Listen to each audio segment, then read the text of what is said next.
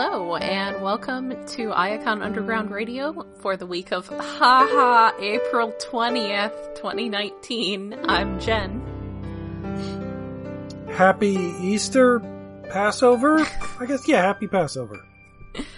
Happy weed number.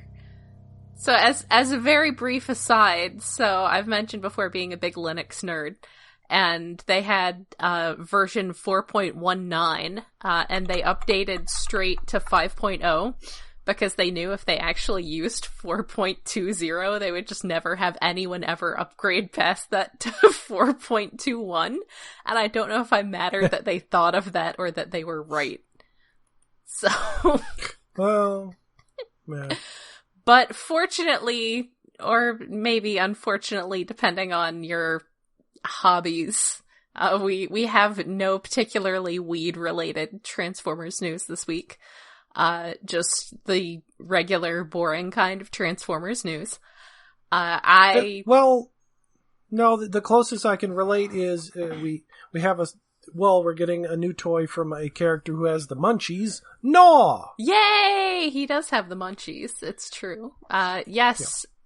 Were there any pictures of any other new ones with that, or was it just suddenly like... and I feel like we've known about him. Yeah, I think we have known about him, but it's like... I think he was a toy fair. There's very little news since the last time we did anything, not to mention all the toys news has come out, that I don't remember seeing pictures of the Gnaw, and I forget who else is in his wave or whatever. In Cybertron, what is it? Power of the Spark. Oh, did we know it was called Power of the Shark? I mean, Spark. Maybe not. But, Do you remember Battle for the Shark? I remember Battle for the Spark vaguely enough. I think I have probably got it something. I feel like I have to have mentioned that when we were covering Beast Machines on Stasis Pod. Yeah, that was Beast Machines, yeah. That their Toy Fair promotional, like their press release, actually typoed it as Battle for the Shark.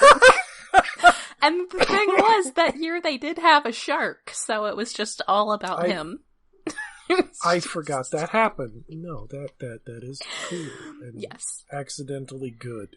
So, but yeah, it's a Gnaw. He's warrior size, which is deluxe size, but he looks almost exactly like the one we got that was legend size, the last one. Yeah, that's what I was thinking, is he does just look a lot like the Legends one. Yeah, so he's bigger and cheaper. He might be an entirely new molding, but like the design is almost exactly the same as the last littler one. And I will probably get them anyway because hell, more Gnaws. I think I have 3 of the little guys and the original Gnaw, and there's always room for more. They're perfect army builders. They're like them, and I don't know, not even Insecticons, because with the Insecticons, at least they were characters first. With the Sharkticons, they were generics first, and then they just sort of gave one a name so they could release him as a toy. Yeah, they're like Insecticons. You can have more, but it's basically just 3 guys who are all the leader. But within Gnaw, it's like just have an army of little mouths. They're so cute. Yes. I need to get you to watch the Cyberverse show at some point, though, because there's going to be another season. Well, no, I'm saving it because eventually we'll do it on the podcast. Yes. Years from now. Hopefully it'll have a DVD. Oh, man, release. There's a lot of RID. No. We got to do it before that. We got to talk about it before that. It's very short. We can't possibly have, like, entire episodes around a 10-minute show. Oh, no, are you kidding? I'm going to love editing those. Cheapest podcast ever. I mean, you do remember that we spent 3 hours talking about Transformers 2 episodes movies, so... Well, yeah, but some of our Prime episodes are getting shorter, although the last few haven't been. But... So, yes, we will get to the show at some point, and I say that because, of course, there being a toy of him makes me wonder if he's gonna be on the show. For, what any of it is worth. It's not a really amazingly significant show. But it's fun. Yeah, it's a show. It's definitely a show. It exists. It exists. Apparently Travis Knight is still up for making some more Transformers. Somebody, please let him do this. Please give him the Bumblebee money to make another few movies. They don't even have to be about Bumblebee. Pick any Transformer, make a movie about them. Make a movie about Hound. Not like technically just Walter from the Big Lebowski Hound from the movies. I mean, like actual Hound. I'd be okay with giving John Goodman more money, but a character who's more like comic book, toy, any other media Hound, sure. I was thinking like early G1 Hound, and by early G1 I mean the part of G1 that actually had Hound in it before they had more fun characters to use like Trax. Also related to Bumblebee, apparently there is now a Kaspersky Lab has a Bumblebee-themed mobile game up, but it's only in Russian. Oh. So, that interests me.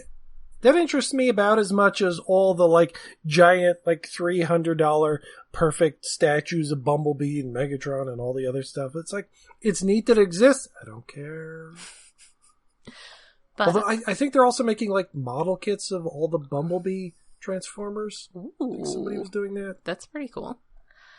I remember seeing, a Blitzwing. There's was it Studio 3A that's doing the really big, super fancy, super expensive, basically the licensed third-party stuff along the same lines as Flame Toys.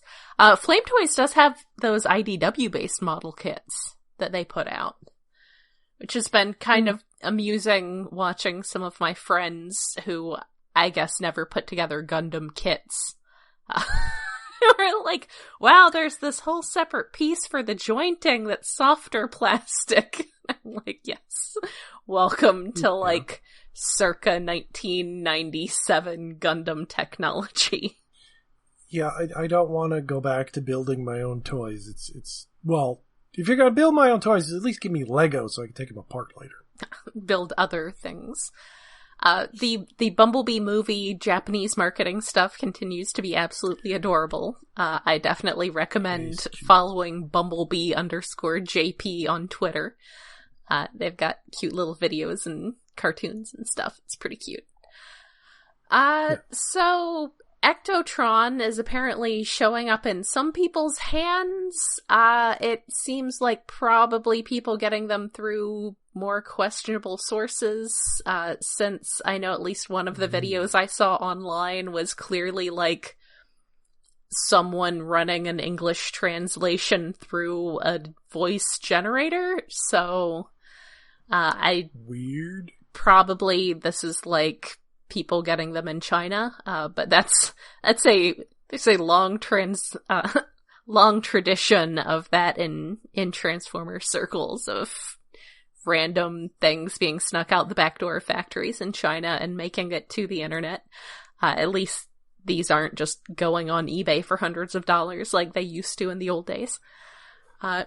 There's a picture and a pre-order that's gone up at one site for a Masterpiece Optimus Prime with a Ghostbusters theme. I guess if your specific collecting niche is Masterpiece Optimus Primes in other themes, like the Evangelion one. Or the various ones that are designed to look like shoes, like one which is yellow with spots that I was tempted by because it looks like Serval almost. But it's also $300, so no. That's not Masterpiece Prime, though, is it?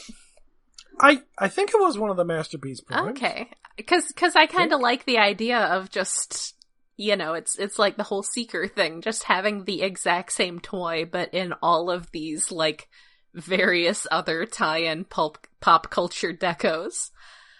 Also, as a side note, Aaron Archer pointed out the Ava Prime as one of the things where he had to explain to Takara that this is not what we're doing with the brand. Cut it out. And yet they keep doing it. Could you not? this Optimus specifically, the picture that's shown up for it is apparently actually somebody's fan digibash. The website that put it up for pre-order, though, is in the UK, and it does seem to be more or less legit. So it may be that I don't know what level of, like, confirmation on something existing they actually require before they take your £50 deposit for something, but it may or may not be a thing that actually occurs. Well, it could be a thing, but it's probably not going to look like the Digibash somebody made up. It's probably just regular Optimus Prime or white Optimus Prime with, like, the logo stuck on him somewhere. Not anything extra fancy. Or somebody got confused, and this is just a British release of Ectotron. Yes. Yes. Speaking of things that are 50 currency, GameStop does have Ectotron up for pre-sale. Release date listed as, let me see if I remember my month numbers, July 1st. So those should be showing up legitimately at some point in the next few months. So yeah, not a lot of news right now. My personal interest in Ectotron is definitely going to be driven by how much this IDW comic makes it look like he is one of my favorite archetypes, the cutie. Right, that's you can actually pre-order Transformers versus Ghostbusters now, or at least it's been added to my pull list at my comic shop. Okay, good. Yes, tying into our upcoming Stasis Pod episode where we get to see Smokescreen for the first time, also a cutie. Ectotron looks like he is going to be a cutie, so I might end up having to get him. Yeah, not a lot of other news. Andrew Griffith posted some art tying into an upcoming issue of the Transformers ongoing, so he's gonna be pulled in for a little bit of that. Nothing like world-shattering. I've seen that BotBot Series 2 is definitely showing up in greater quantities throughout the US. So if you haven't seen those yet, keep looking. Those should be showing up near you very soon. I found some of the bigger sets of them, but I haven't seen the blind pack ones myself. So yeah, that's about it for news. So yeah, the reason we had to try to make our schedule work for this week's episode is that there is another issue of the comic, and we're gonna discuss it. So, hey, David. Well, and presumably after we discuss this comic, there will be added on us talking to Rob about the GoBots comic. Maybe at the end of this episode, if we can schedule time for that. Yeah. But yeah, the third issue of the Transformers comic, just called Transformers, which it's nice to be back to the simple title, but it makes it very confusing. I mean, I guess it's like the comic itself has no other distinguishing characteristics, so you might as well. It's like it doesn't even have enough story to have a title. Like, what would you even call it? Yeah, it's like, okay. Going by, like most comics or, well, cartoons or something, general stories that are serialized, by the third one, usually you get, like, the hook.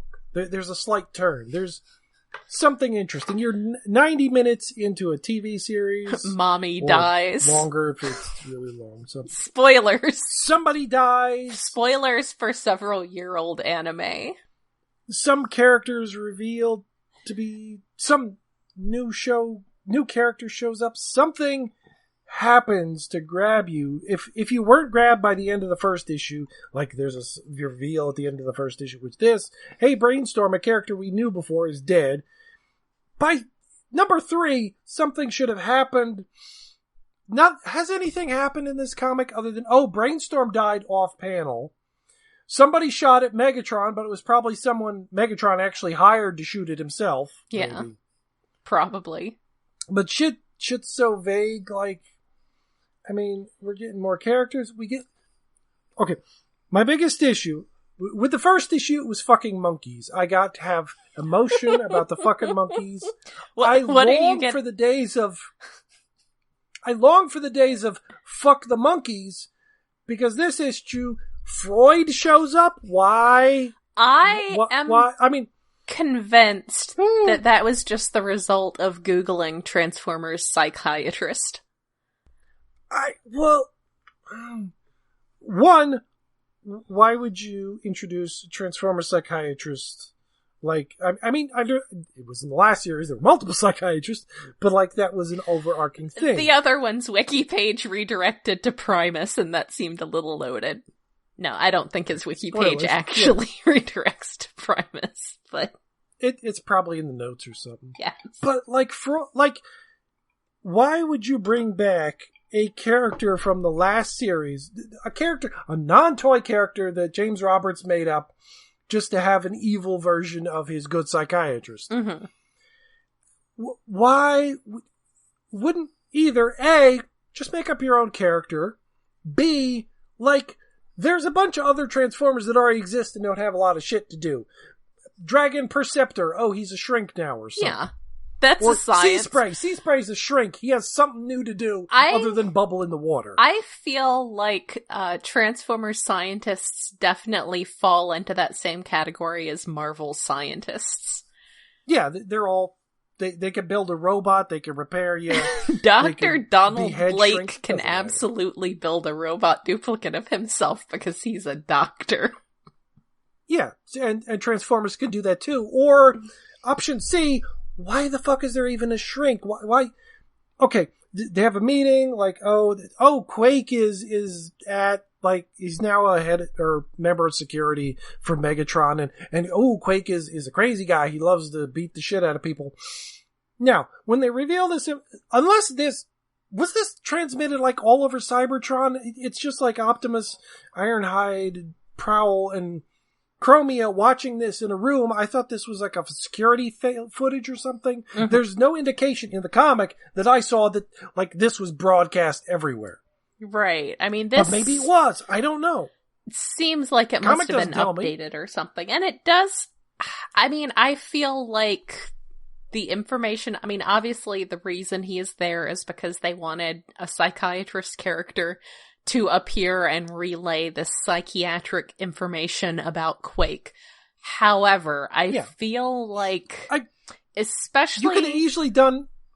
You could have Chromia say that, she works with the psych lab at their Cybertronian cop section and she knows or something. Yeah, what I was gonna say what does she do? I definitely feel like there's enough sharing of information with security here that a high-ranking security person should be able to also have that information to present it, and you not have to bring in Freud and the, level of, mood whiplash almost that brings with it, because this is, again, much like Brainstorm in the first issue, this is a character who's got a lot of baggage from the first series, and you maybe want to think about that a little bit.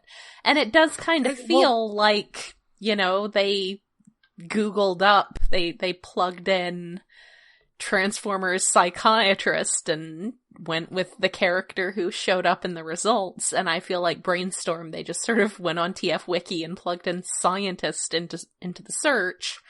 And then maybe they were like, well, we don't want to kill off Perceptor immediately. Maybe he's getting another new toy soon. Yeah, it's but with Freud, one, his character design matches the old comic, which does not match all these toy-based guys. Yes, I mean, if you recall, his design, he's really got a very, Prime-feeling design.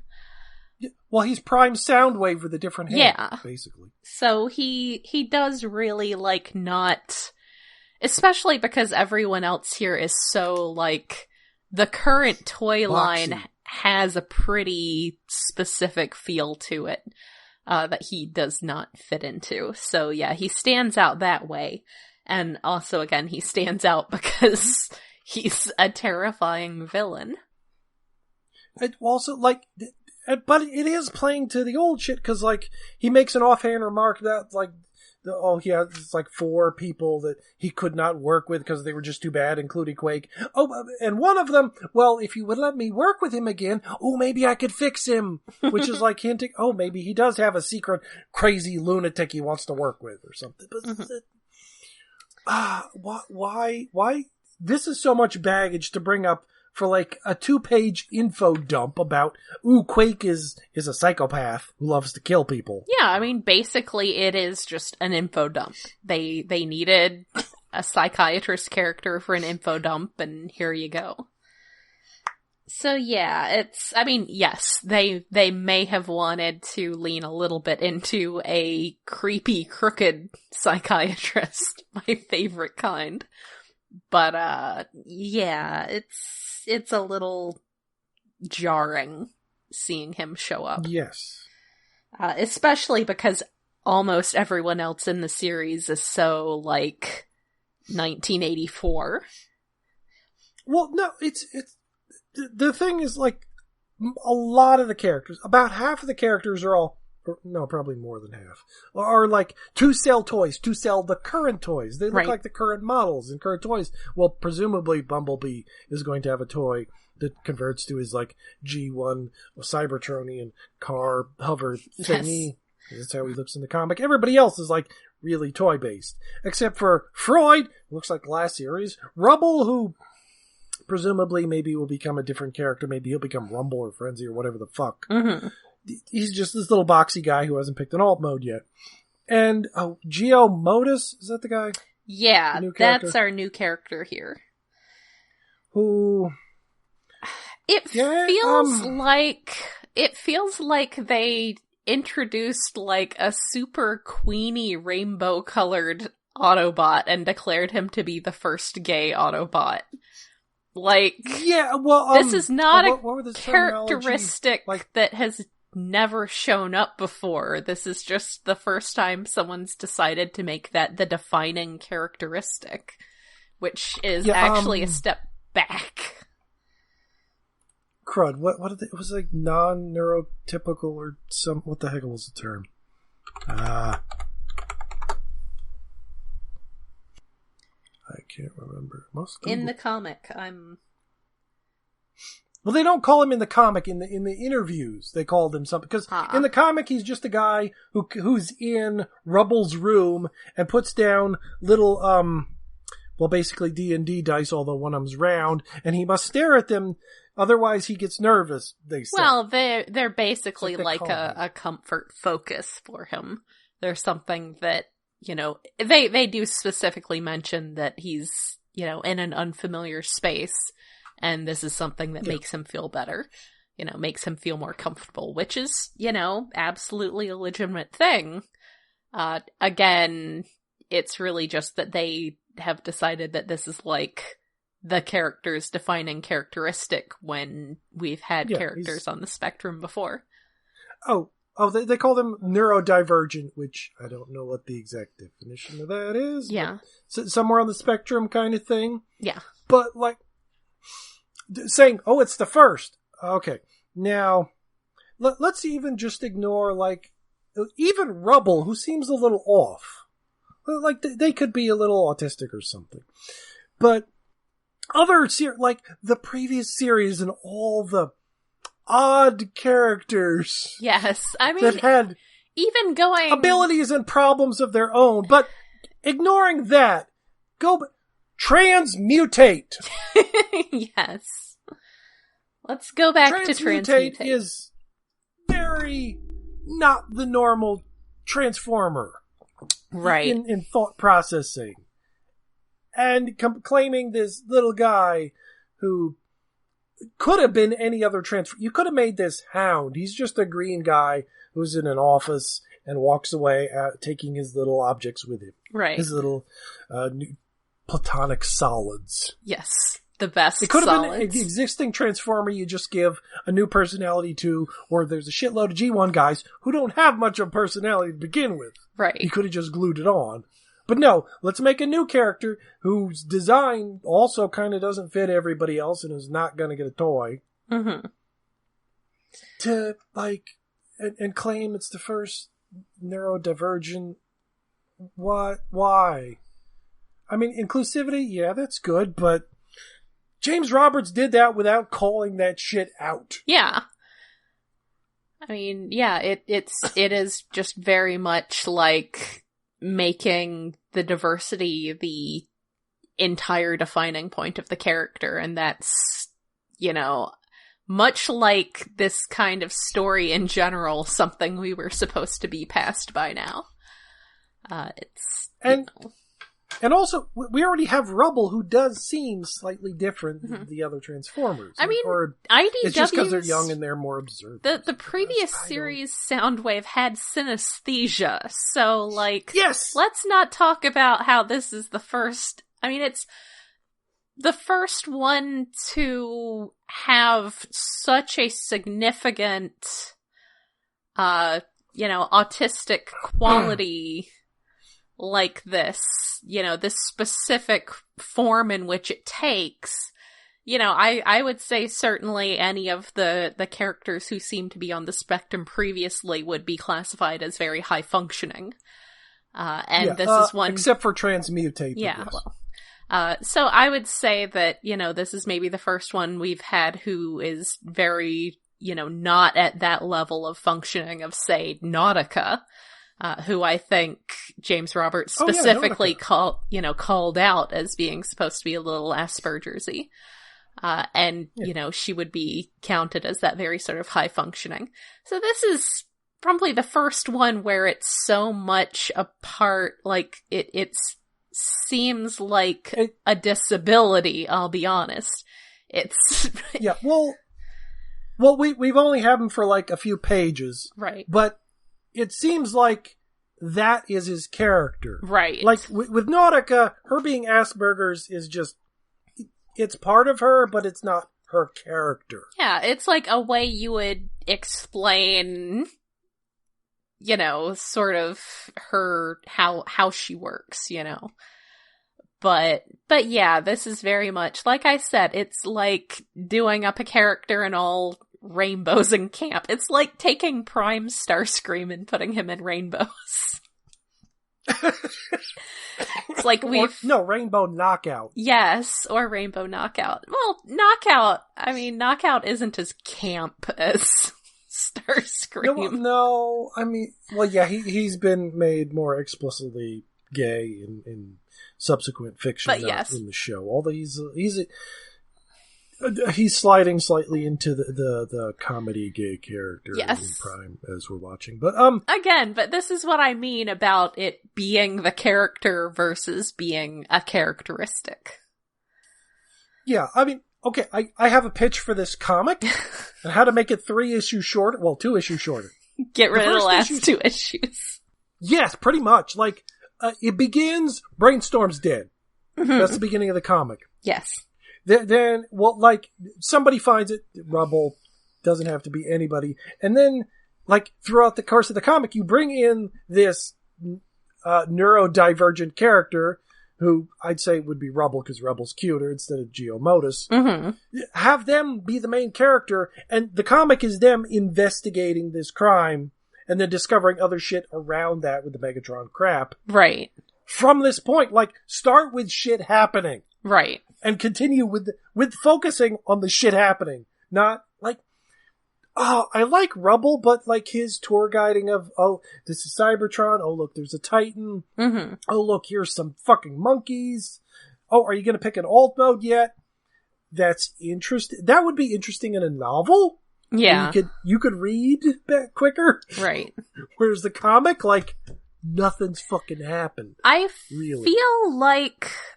And I think this kind of goes back to, various things I've said before about problems that tend to pop up frequently with writers who just aren't familiar or, not necessarily comfortable in the setting.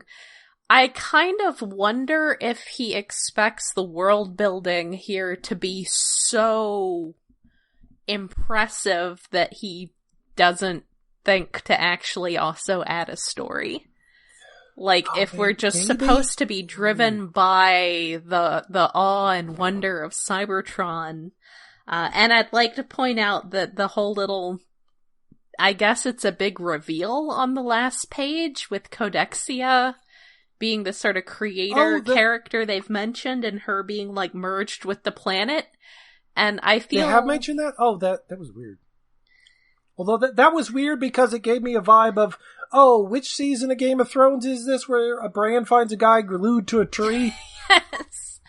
Well, I'm thinking to go back to my nuking San Francisco thing, of, doing something in a Transformers comic that you think is really super out there that actually has been done previously.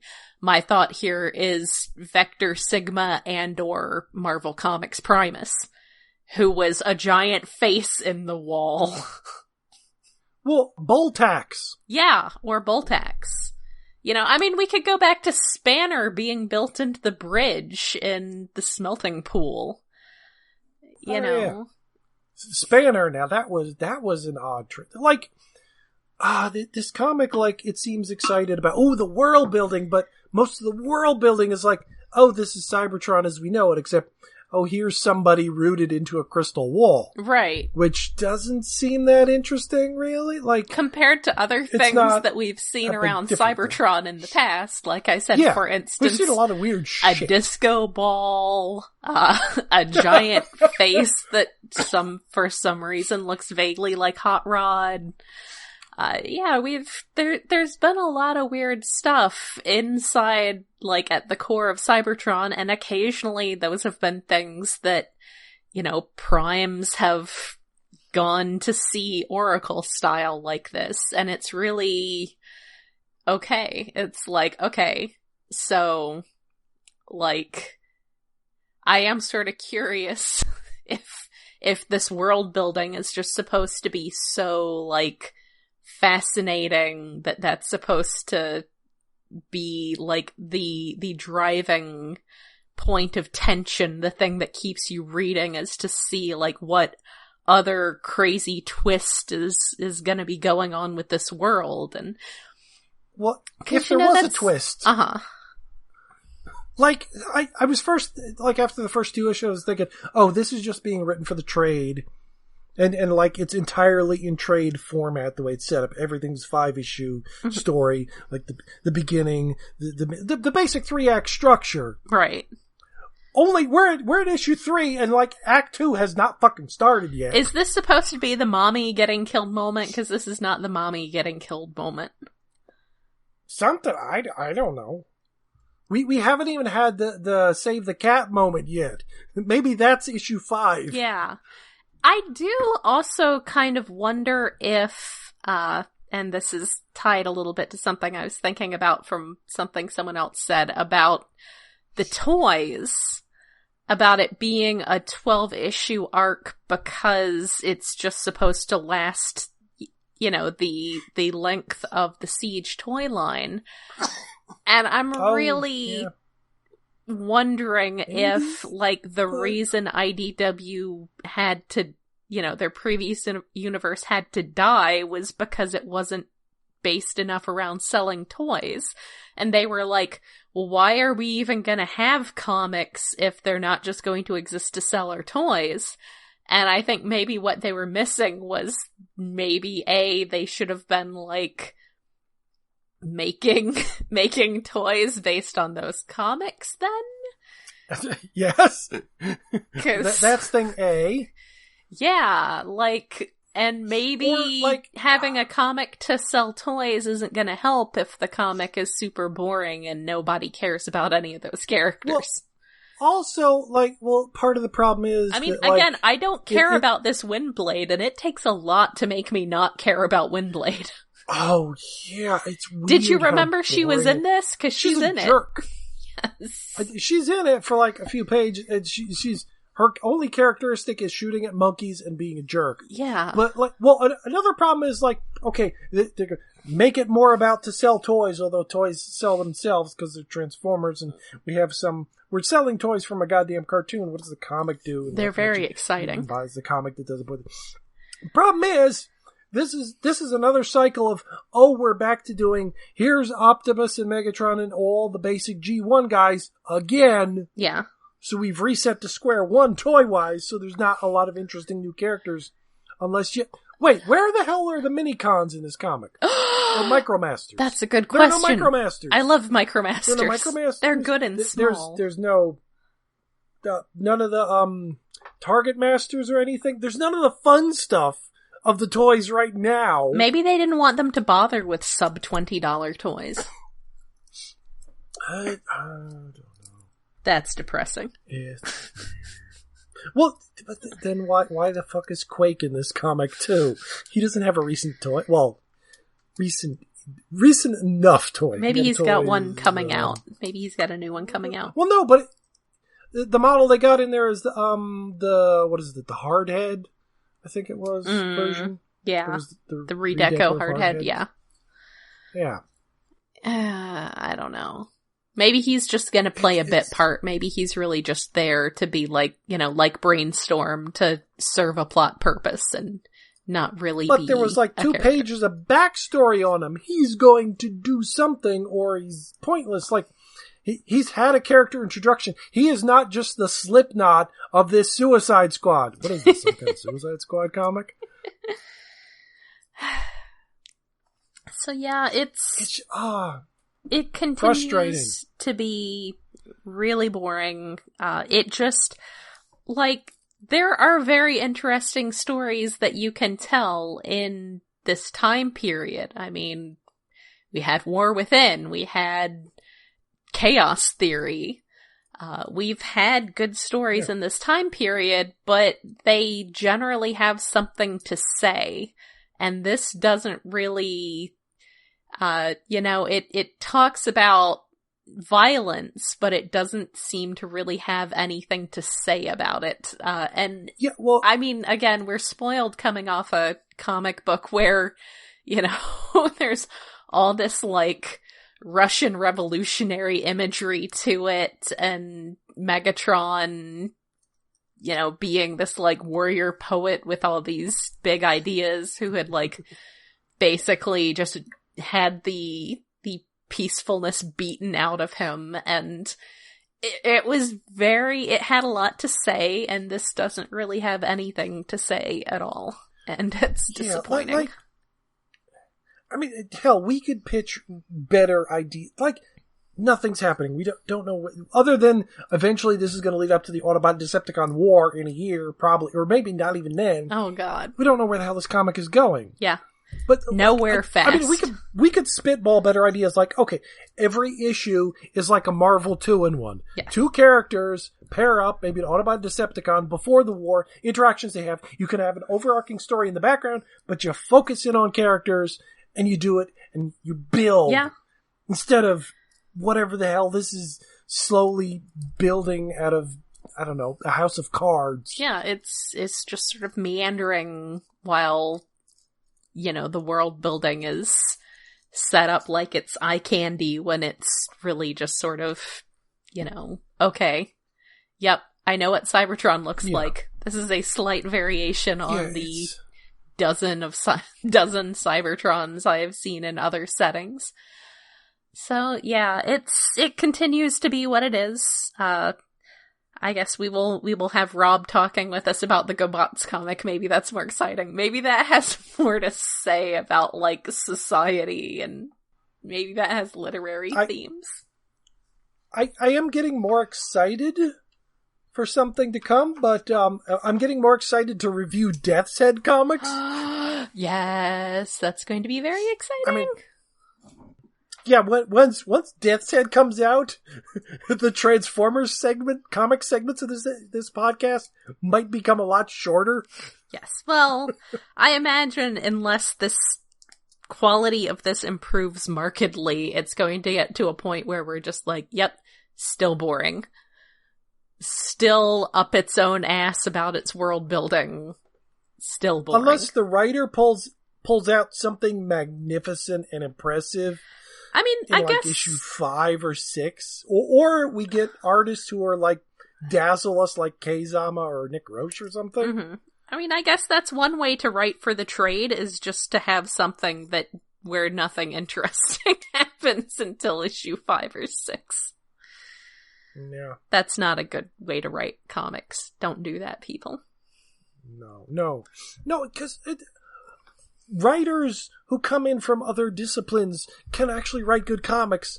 It doesn't happen that often, but like it has been proven it can happen. Go pick us up something Saladin Ahmed has written for Marvel. Oh my God, it's like that guy's been writing for 30 years in comics. Yeah.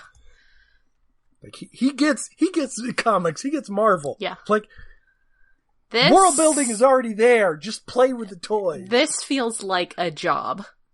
This feels like a job. Yeah. This is some licensed thing that, I don't know, maybe he had some bills to pay, so he pitched it. Maybe his agent was like, hey, you should pitch this, because I got my bills to pay. I don't know. It's like, what is he trying to say? What is the big idea? I mean, even if you're just doing this as a job, wouldn't you like throw something impressive in there? His throwing something impressive in there is, I can use TF Wiki? Yeah. I mean, so? James Roberts did it so much better. Like, he spoiled us. Yeah. James Roberts, you've ruined us. He really has. That's the thing at the time was Robots in Disguise and then later Optimus Prime was like, this would be really good if it was being compared to like, I don't know, Mike Costa or something. But like compared to the James Roberts and the Wrecker stuff and all, this is just okay. I would absolutely love to have any single thing that, John Barber or Margaret Scott or anyone else wrote. It doesn't even just have to be James Roberts. It's just everyone was so good, and now we have this, and it feels like it was by executive decree from Hasbro, and it hurts, but, again, all that old stuff is still there. It's not like an MMO where the update just patches over all the old content. Yeah, I think that it would really have helped if this was co-written by any one of the previous writers. A writer. To help them along. Like telling you can move the story along. You don't have to just tread water for 3 issues. Right. So yeah, that's Transformers 2019 number 3. We continue to endure it. It continues to be really uninteresting and forgettable, despite seeming to think that it's being super, new and exciting. It's just the entire storyline, the entire trade, the trade hardcover should just be called Transformers Nuking San Francisco. I'm trying to think of a good Transformers, Stagnation. Yeah. Yeah. I was trying to find a good Asian word. Yes, that is actually excellent. A+. So yeah, we will have Rob talking, hopefully shortly. Otherwise, we will also be back. We'll be back in a week or 2 or 3 whenever they put out more of this, or whenever there's other exciting stuff to talk about. Keep your podcast reader directed towards us. We are hosted by iaconunderground.net, where we have a Patreon set up for hosting costs, and that is at patreon.com/iaconunderground. So that's it for this week. Anything exciting to add, David? No, I'm just trying to figure out guest co-host for our other podcast. Yes. And schedule time to actually record it, because, I don't know. This month's been a little Schedules wonky. are hard. All right, well, until next time, this has been Jen. And David. Good night.